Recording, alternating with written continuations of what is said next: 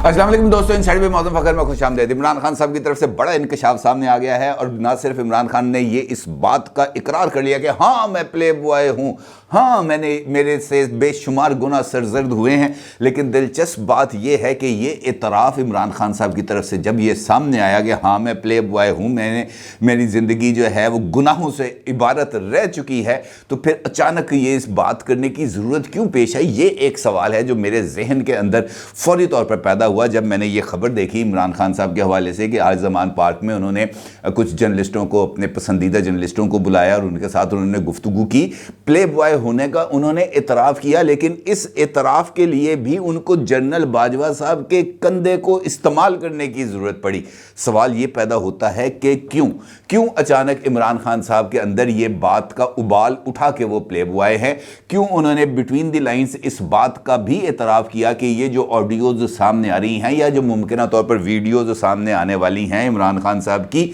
वो सारे के सारे इमरान साहब के जो गुनाह हैं उनके ही सबूत है ना, उनके जो सारे गुनाह हैं वो एक एक करके सामने आ रहे हैं। अब अगर वो इस बात का इतराफ़ ना करते तो और क्या करते, क्योंकि इस मरतबा तो कम पका पाया है अगले आने। उन्होंने तो ये ऑडियोज़ वीडियोज़ रिलीज़ करने से पहले फोरेंसिक करा के अपने पास रखा हुआ है कि भाई जिस वक्त ये बात सामने आएगी कि इमरान खान कहेगा कि ये डीप फेक से बनी है, वो फोरेंसिक रिपोर्ट को जारी कर देंगे, कहेंगे जनाब ये है फोरेंसिक रिपोर्ट। दुनिया के मन्ने पर मन्ने जो हैं फोरेंसिक रिपोर्ट तैयार करने वाले जो उनसे ये हमने इसकी जो ऑडियो वीडियोज़ हैं इनकी हमने फोरेंसिक कराई है। लेकिन इंपॉर्टेंट बात यह है कि जनरल बाजवा साहब का कंधा क्यों इस्तेमाल किया गया, क्योंकि इमरान खान साहब ये बात बड़े दो टोक अंदाज में करते हुए पाए गए हैं कि आखिरी मुलाकात जो हुई उनकी इमरान खान साहब की जनरल बाजवा साहब के साथ, उस मुलाकात में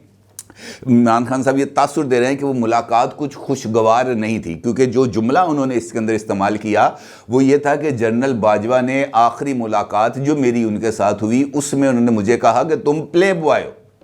जनरल बाजवा ने इमरान खान को कहा कि तुम प्ले बॉय हो, तो जिस पर मैंने उनसे कहा कि हाँ मैं प्ले बॉय हूँ, मैं प्ले बॉय रहा हूँ।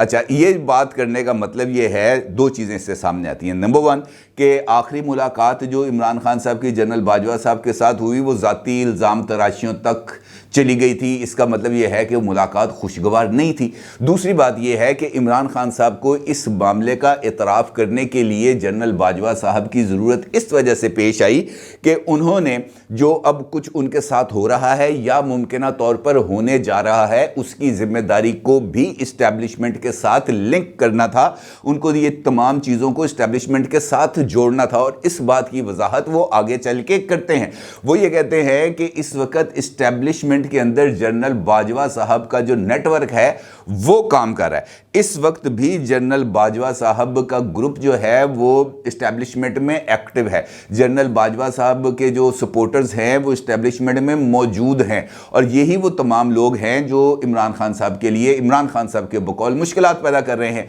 और इसके साथ साथ उन्होंने इस बात का भी एतराफ़ किया कि चौधरी परवेज़ इलाही साहब को एतमाद का वोट दिलवाने के लिए उनके पास नंबर्स पूरे नहीं हैं। जनरल बाजवा और इस्टेब्लिशमेंट का जब जिक्र करेंगे और जब एतमाद का वोट का जिक्र करेंगे तो इसका मतलब यह है कि इमरान खान साहब इस एतमाद के वोट में मुमकिन नाकामी की जिम्मेदारी भी इस्टेब्लिशमेंट पर डालेंगे। और फिर उन्होंने इस बात को थोड़ा सा आगे बढ़ाते हुए इस बात का भी एतराफ़ कर लिया कि जनाब ये जो हमारे 3 ऐसे हैं अरकान पंजाब असम्बली जिनके साथ इस्टेब्लिशमेंट ने, यानी मौजूदा इस्टेब्लिशमेंट ने राब्ता किया है और उनसे ये कहा है कि चौधरी परवेज़ इलाही साहब के हवाले से जो एतमाद का वोट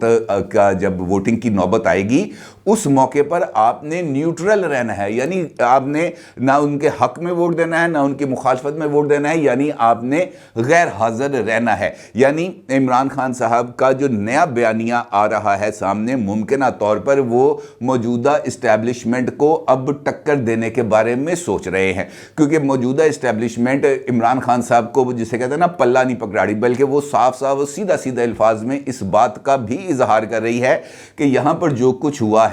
माजी के अंदर आपके दौरे इक़्तिदार में पाकिस्तान को इस वक्त तक जो प्रॉब्लम्स का सामना करना पड़ा है उसकी तमाम तर जिम्मेदारी आप पर आयद होती है, क्योंकि ना आप गवर्नेंस ठीक कर सके, ना आपने जो एहतसाब का नारा बुलंद किया था ना आप एहतसाब कर सके और ना ही اور نہ ہی سب سے امپورٹنٹ مسئلہ تھا جو آپ نے دعوے کیے ہوئے تھے کہ میں آؤں گا تو ہمارے جو اوورسیز پاکستانی ہیں وہ یہاں پر انویسٹمنٹ کا سیلاب لے کے آ جائیں گے، یہاں پر اتنی انویسٹمنٹ ہوگی کہ پھر کسی کو آئی ایم ایف کے پاس جانے کی ضرورت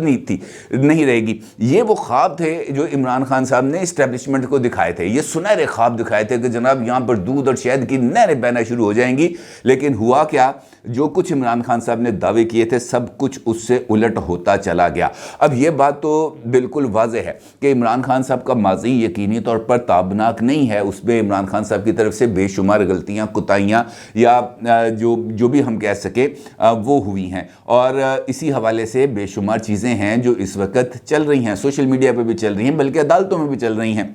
یہ جو ٹیرین کا کیس ہے یہ اس وقت عدالت میں چل رہا ہے، جہاں پہ عمران خان صاحب گزشتہ 4 سماعتوں سے ان کو مسلسل کہا جا رہا ہے کہ جناب آپ جواب دیں۔ ہر مرتبہ عمران خان صاحب کی طرف سے جواب کے لیے تاریخ مانگی جاتی ہے، اور ہر 3 تاریخوں کے اندر 3 وکیل وہ بدل چکے ہیں، وکیل بدل دیتے ہیں، جواب نہیں دیتے، کیونکہ یہاں پر ہاں یا نہ دونوں صورتوں میں جواب دینے کا نتیجہ عمران خان صاحب کو پتہ ہے کہ یہ نتیجے بڑے خطرناک ہیں۔ اب اگر وہ اس بات کو تسلیم نہیں کریں گے کہ وہ پلے بوائے نہیں ہیں تو پھر اس کا مطلب یہ ہوگا کہ ان کو اپنے بے شمار گناہ جو ہے وہ چھپانے کے لیے شیلٹر نہیں ملے گا۔ اب جب وہ اس بات کا اعتراف کرتے ہیں کہ جنرل باجوہ نے مجھے تانا دیا کہ تم پلے بوائے ہو، تو میں نے ان سے کہا کہ ہاں میں پلے بوائے ہوں، ہاں میں پلے بوائے رہا ہوں، تو اس کا مطلب یہ ہے کہ عمران خان صاحب نے اقتدار میں آنے سے پہلے کا جو سارے کا سارا ان کا ٹائم رہا ہے، جس کا انکشاف ریحام خان صاحبہ نے اپنی کتاب میں بھی کیا ہے۔ عائشہ گل علیہ نے ابھی کل ہی پریس کانفرنس کے اندر بے شمار چیزوں کو سامنے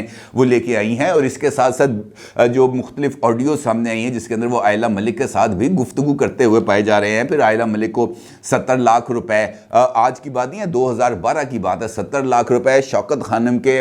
جو فنڈ ریزنگ کے فنڈز تھے اس میں سے نکال کے ان کو ٹرانسفر کیے گئے ہیں۔ تو اس کا مطلب یہ ہے کہ وہ ساری کی ساری باتیں جو ہو رہی ہیں عمران خان صاحب اس کو تسلیم کر رہے ہیں، لیکن اس کا ملبہ گرانا چاہتے ہیں وہ اسٹیبلشمنٹ کے اوپر۔ اب اسٹیبلشمنٹ اس سچویشن میں جو عمران خان صاحب کہہ رہے ہیں اس کا مطلب یہ ہے کہ عمران خان صاحب یہ تاثر دینے کی کوشش کر رہے ہیں کہ اسٹیبلشمنٹ میرے خلاف ایک مکمل طور پر محاذ بنا رہی ہے۔ محاذ کیسے بنا رہی ہے کہ جنرل باجوہ صاحب کا سیٹ اپ اس وقت مکمل طور پر کام کر رہا ہے، اور وہ مجھے نیچا دکھانے کی ہر ممکن کوشش کر رہا ہے، جس کے اندر میری آڈیوز اور ویڈیوز کو جو ہے وہ ریلیز کیا جا رہا ہے تاکہ میں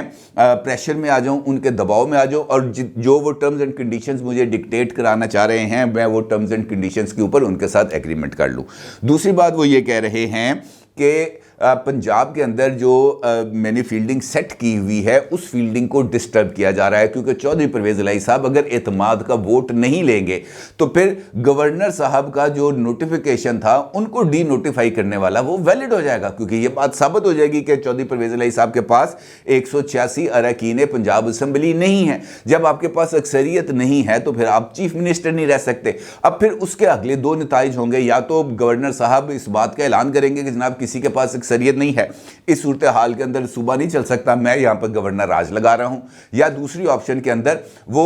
حکومت سازی کے لیے ایک نئی تاریخ کا اعلان کریں گے اور یہ کہیں گے جناب فلاں تاریخ کو قائد ایوان کا انتخاب ہوگا پنجاب میں، اور جس کے پاس اکثریت ہوگی وہ چیف منسٹر بن جائے گا۔ پہلی مرتبہ 186 اراکین جس کے پاس آئیں گے وہ چیف منسٹر بنے گا، اور دوسرے نمبر پر جس کے پاس اکثریت ہوگی، اگر 186 کوئی نہیں لے سکے گا تو پھر وہ والا بندہ چیف منسٹر بنے گا جس کے پاس ووٹ زیادہ ہوں گے، چاہے وہ 180 ہوں، چاہے وہ 170 ہوں، چاہے جتنے مرضی ہوں، جو اکثریتی ووٹ لے گا وہ چیف منسٹر بن جائے گا۔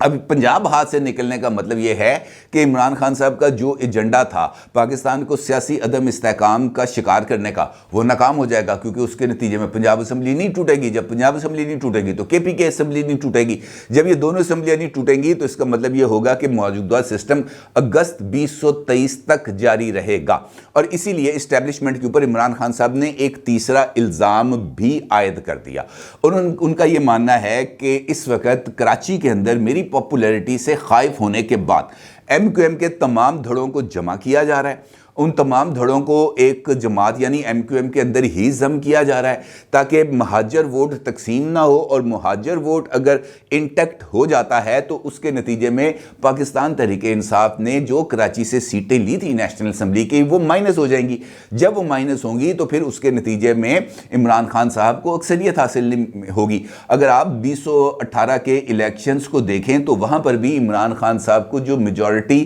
کے لیے جو سیٹس درکار تھیں وہ کراچی سے ان کا بندوبست کیا گیا۔ ایم کیو ایم کے مختلف جو گروہ تھے وہ الگ الگ الیکشن لڑ رہے تھے، پی ایس پی مصطفیٰ کمال صاحب الیکشن لڑ رہے تھے، ایم کیو ایم پاکستان اپنا الیکشن لڑ رہی تھی، ایم کیو ایم حقیقی اپنا الیکشن لڑ رہی تھی، ایم کیو ایم لنڈن کی طرف سے انتخابات کے بائیکاٹ کا باتیں ہو رہی تھیں۔ تو اس سچویشن کے اندر جو فائدہ ملا وہ پاکستان تحریک انصاف کو ملا، اور اسی طریقے سے بلوچستان کے اندر بلوچستان عوامی پارٹی ایک بنائی گئی اور اس کے ذریعے یہاں پر اب بلوچستان کے اندر ایک حکومت سازی کی گئی۔ اب عمران خان صاحب یہ کہتے ہیں کہ سندھ کے اندر ایم کیو ایم کے تمام دھڑوں کو جوڑ کر میرے خلاف ایک محاذ بنایا جا رہا ہے، اور اس کے ساتھ ساتھ وہ اس بات کا اظہار کر رہے ہیں کہ بلوچستان عوامی پارٹی کو اب پیپلز پارٹی کی گود میں ڈالا جا رہا ہے تاکہ بلوچستان کا فرنٹ بھی میرے ہاتھ سے نکل جائے اور میں پھر کے پی کے تک محدود ہو جاؤں۔ اب جہاں تک کے پی کے کی بات ہے